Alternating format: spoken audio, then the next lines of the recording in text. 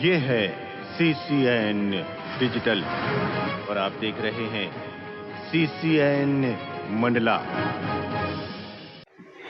National highway 30 पर बाबा देवरी घाट के पास तेज रफ्तार ट्रक और कमांडर की जोरदार टक्कर हो गई। टक्कर इतनी भयावह थी कि कमांडर के परकच्चे उड़ गए और मौके पर ही 2 लोगों की मौत हो गई। बताया जा रहा है कि ट्रक मिर्ची लेकर जा रहा था। इसी दौरान कमांडर और ट्रक के बीच जोरदार टक्कर हुई। टक्कर के बाद ट्रक में लोड मिर्ची सड़क पर पूरी तरह से बिखर गई। घटना की सूचना स्थानीय पुलिस को दी गई है। पुलिस के द्वारा कार्रवाई की जा रही है।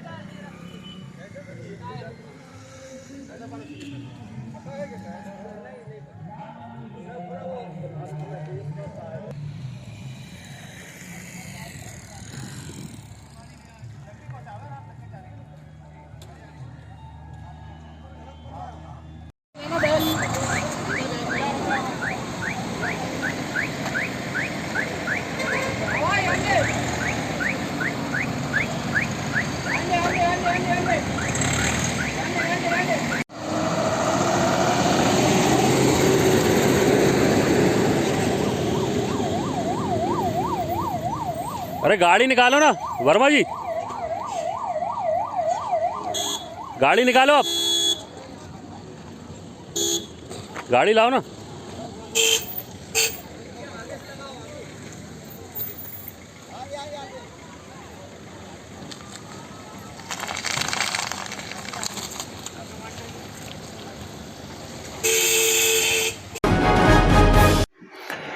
नेशनल मास्टर एथलेटिक्स चैंपियनशिप में दिव्यांग पैरा ओलंपिक खिलाड़ी पैरा एथलेटिक्स जमुना उइके ने मध्य प्रदेश को दिलाया 3 medal. National master athletic championship Hyderabad Telangana में बाल योगी स्टेडियम आयोजित 8 फरवरी से 11 फरवरी तक रहा, जिसमें मंडला जिले की दिव्यांग पैरा खिलाड़ी जमुना उइके ने मध्य प्रदेश को गोला भाला फेंक में 2 सिल्वर मेडल और तीसरा मेडल तांबा फेंक ब्राउज मेडल बेहतर प्रदर्शन कर विजय हासिल करने पर उनके सभी मित्रों ने, जिलेवासियों ने एवं कैबिनेट मंत्री श्रीमती संपतिया उइके ने उन्हें शुभकामनाएं दी हैं।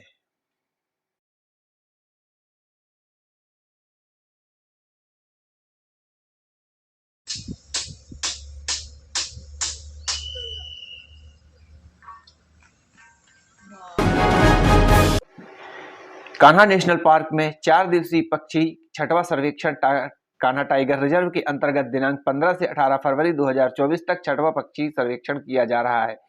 यह पक्षी सर्वेक्षण कार्य श्री SK सिंह, क्षेत्र संचालक कान्हा टाइगर रिजर्व के निर्देशन एवं wild life and nature Indore की संस्था के सहयोग से कराया जा रहा है। खटिया इको सेंटर में प्रतिभागियों को सर्वेक्षण के नियम बताए गए। संयुक्त संचालक नरेश सिंह यादव बफर एवं उप संचालक पुनीत गोयल कोर द्वारा प्रतिभागियों को कान्हा के बारे में जानकारी दी गई। संस्था के सदस्य सुरेंद्र बागड़ा ने बताया कि इस सर्वेक्षण कार्य में स्वयंसेवकों का बहुत अधिक संख्या में आवेदन प्राप्त हुए और उनके अनुभव के आधार पर देश में 11 राज्यों से 74 पक्षी सर्वेक्षण में विशेषज्ञ को चुना गया है। मंडला कान्हा राष्ट्रीय उद्यान कान्हा प्रबंधन द्वारा गोरिल्ला बाघ बाड़े में पल रहा बाघ को Maharaja Martand Singh Judeo white tiger safari एवं जू मुकुंदपुर सतना मध्य प्रदेश में स्थानांतरण हेतु रवाना कर दिया गया है। इस बाघ को कान्हा टाइगर रिजर्व के वन्य प्राणी चिकित्सक एवं अधिकारियों द्वारा निश्चित कर उसके शरीर के आवश्यक माप रिकॉर्ड किए गए तथा स्वास्थ्य परीक्षण किया गया। संजय टाइगर रिजर्व के दुबरी परिक्षेत्र में नर बाघ दिनांक 13/1/2023 को लाया जाकर वन क्षेत्र में पुनर्स्थापना हेतु प्रशिक्षित करने के लिए कान्हा टाइगर रिजर्व मंडला के मुक्की परिक्षेत्र स्थित में गुरेला बाघ बाड़ा में रखा गया था। बाघ के द्वारा शिकार करने की प्रवृत्ति प्राकृतिक है, परंतु उसका मनुष्यों के समीप जाने एवं आहट मिलने पर तुरंत समीप आकर मनुष्य के निकट रहने का प्रयास करने जैसा व्यवहार करने के कारण मुक्त वन क्षेत्र में छोड़ा जाना सुरक्षित नहीं था। मुख्य वन्यजीव अभिरक्षक मध्य प्रदेश के द्वारा इसे Maharaja Martand Singh Judeo white tiger safari एवं जू मुकुंदपुर सतना मध्य प्रदेश स्थानांतरित करने के आदेश दिए गए। यह कार्रवाई इसी संदर्भ में संपन्न हुई। यह संपूर्ण कार्रवाई एसके सिंह क्षेत्र संचालक कान्हा टाइगर रिजर्व के मार्गदर्शन में कान्हा प्रबंधन द्वारा संपन्न कराई गई। मां नर्मदा जयंती का पर्व बड़े ही श्रद्धा भक्ति भाव के साथ मनाया गया। नर्मदा घाटों को बड़ी ही खूबसूरती के साथ सजाया गया। नर्मदा जयंती पर्व पर मंडला व आसपास के जिलों से श्रद्धालु पहुंचे। जगह जगह भंडारे के आयोजन पूरे दिन चलते रहे। नर्मदा घाटों में हवन भंडारा के आयोजन भी होते रहे। श्रद्धालुओं ने मां नर्मदा को चुनरी भेंट की। सुरक्षा की दृष्टि से पुलिस प्रशासन की चाक चौबंद व्यवस्थाएं रही। श्रद्धालुओं को किसी प्रकार की असुविधा न हो, कोई अप्रिय घटना न घटे, जिसके चलते नर्मदा घाटों में होमगार्ड गोताखोर की व्यवस्था रही। मां नर्मदा के भक्ति गीतों से शहर में वातावरण गुंजायमान होता रहा। मां नर्मदा जयंती के अवसर पर रपटा घाट में निर्झरिणी महोत्सव कार्यक्रम का आयोजन किया गया। जिला प्रशासन तथा सांस्कृतिक विभाग के संयुक्त तत्वाधान में आयोजित पवित्र मां नर्मदा के धन्यता के इस उत्सव में सांस्कृतिक विभाग तथा स्थानीय कलाकारों द्वारा मनमोहक प्रस्तुतियां दी गईं। मंडला के नर्मदा के रपटा घाट और संगम घाट, इस पे सुरक्षा के दृष्टिकोण से भी सभी इंतजाम किए हैं। आप देख सकते हैं बैरिकेडिंग की गई है, हमारी मोटर बोट्स है, हमारे गोताखोर तैयार है, हमारा जो रेवेन्यू और पुलिस का अमला ड्यूटी पे लगता है वो सब तैयार है। तो सुरक्षा के दृष्टिकोण से भी हमने पूरी तैयारी की है। और जो थोड़ा हमें सौंदर्यकरण करना था कि लोग जब आ रहे हैं उनको अच्छा अनुभव हो, मां नर्मदा की आरती जब करें, तो उसके लिए भी साज सजावट की गई है। घाटों की सफाई भी की गई है। कल संगम घाट में श्रमदान भी किया गया है। मैं आपके माध्यम से सभी को सिर्फ इतना ही कहना चाहूंगी कि हम अपने घाटों को स्वच्छ रखें। मां नर्मदा हमारी जीवन दायिनी है, इनके घाटों को स्वच्छ रखना भी हमारी जिम्मेदारी है।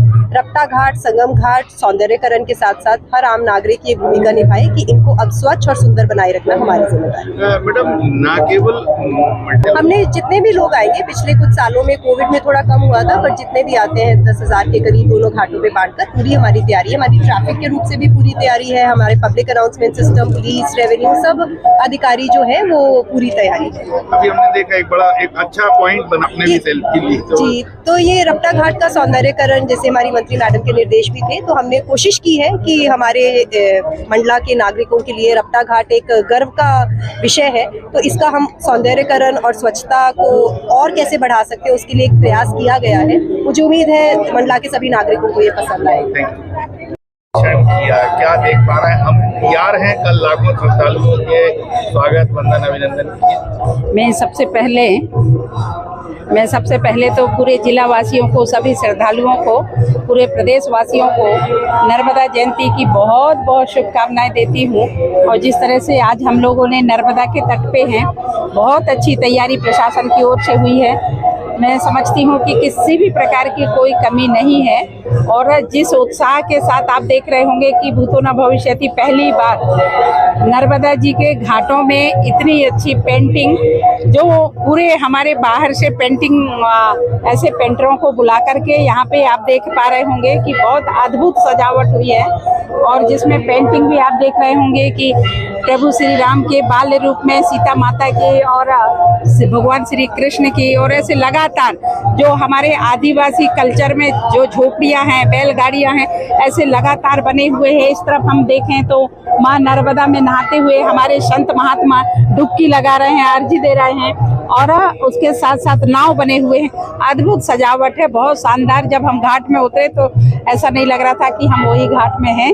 बहुत शानदार अच्छी व्यवस्था हुई है। और कल जो लाखों लाख भक्ति आएंगे यहाँ पे, अपने श्रद्धालुगढ़ आएंगे, चाहे वो बालाघाट से हो, यहाँ तक के छिंदवाड़ा, बालाघाट, सिवनी, लखनऊ, अन्य प्रांतों से भी यहाँ पे, महाराष्ट्र जैसे जगह से भी लोग आ रहे हैं यहाँ पे।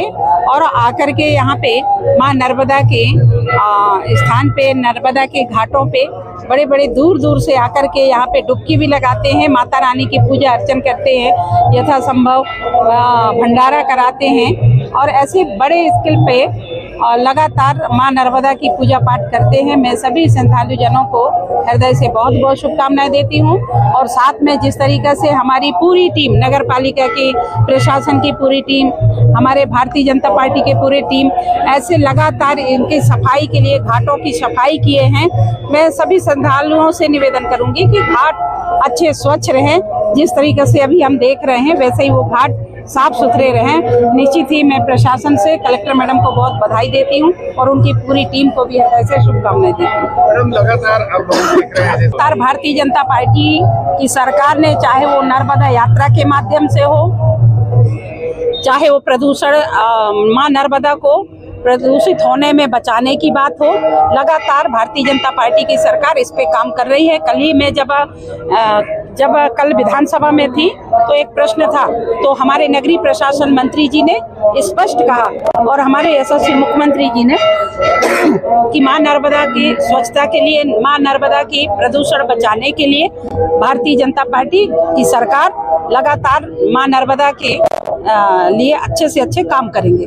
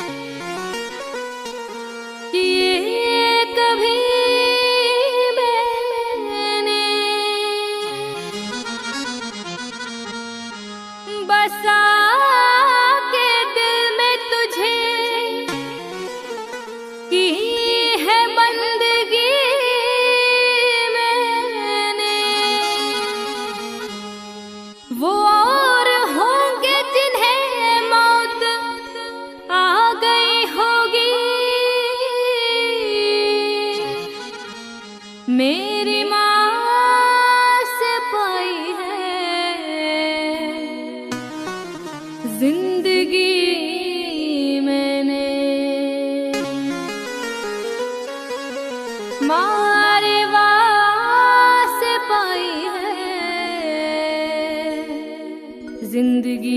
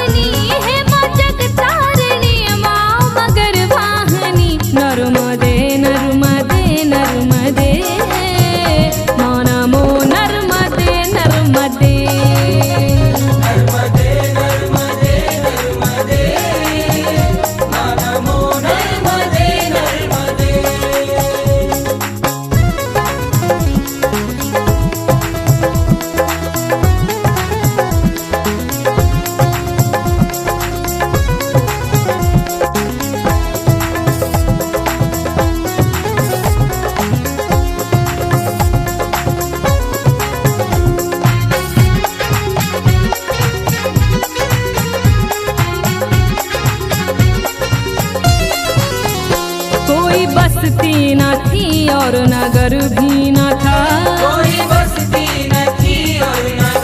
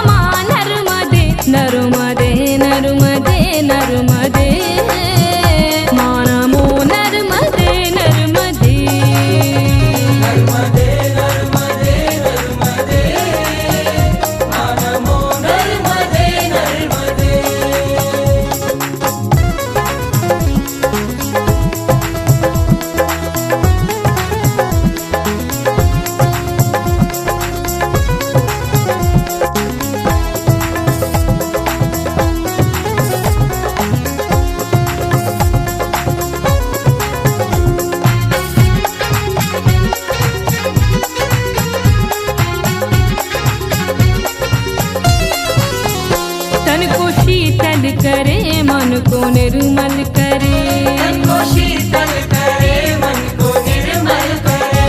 दीन दुखियों के मारे व संकट हरे, दीन दुखियों के मारे व संकट हरे। जिनकी है गोद खाली माँ गोदी भरे, जिनकी है गोद खाली माँ गोदी भरे। है चमत्कारी माँ, है चमत्कारी माँ, माँ मेरी नर्मदे नर्मदे नर्मदे नर्मदे, माँ नमो नर्मदे नर्मदे। नर्मदे नर्मदे नर्मदे, माँ नमो नर्मदे नर्मदे।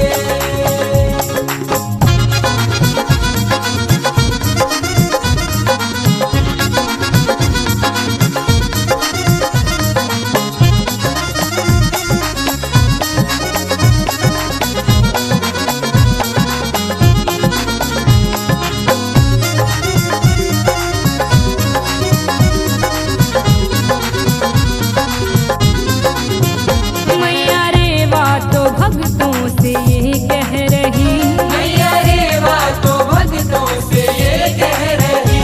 चाहे मेरी करो ना महाआरती, चाहे मेरी करो ना महाआरती। पर करो ना निरंजन यहाँ गंदगी, करो ना निरंजन यहाँ गंदगी। गंदगी देख कर है दुखी नर्मदे नर्मदे नर्मदे नर्मदे, माँ नमो नर्मदे नर्मदे। नर्मदे नर्मदे नर्मदे, माँ नमो नर्मदे नर्मदे।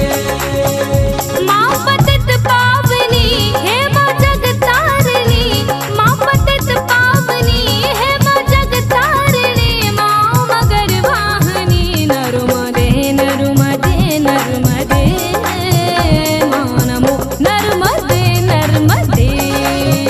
नर्मदे नर्मदे नर्मदे, माँ नमो नर्मदे नर्मदे। नर्मदे नर्मदे नर्मदे,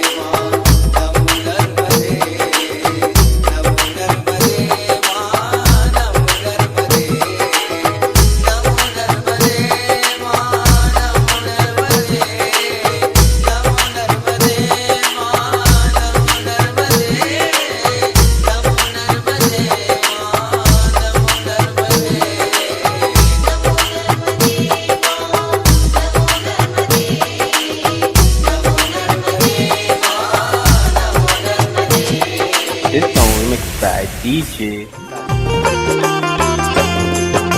नर्मदा मैया खल खल बहे रे, खल खल बहे रे, दूधन धारा की उठत की लोर रे। नर्मदा मैया हो, नर्मदा मैया खल खल बहे रे, खल खल बहे रे, दूधन धारा की उठत की लोर रे।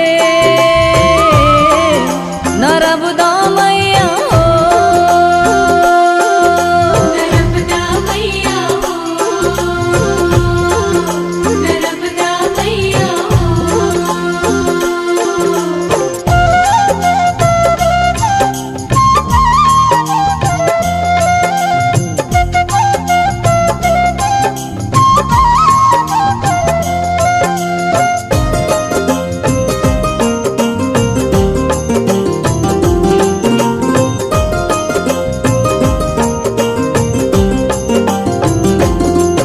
अरे मेला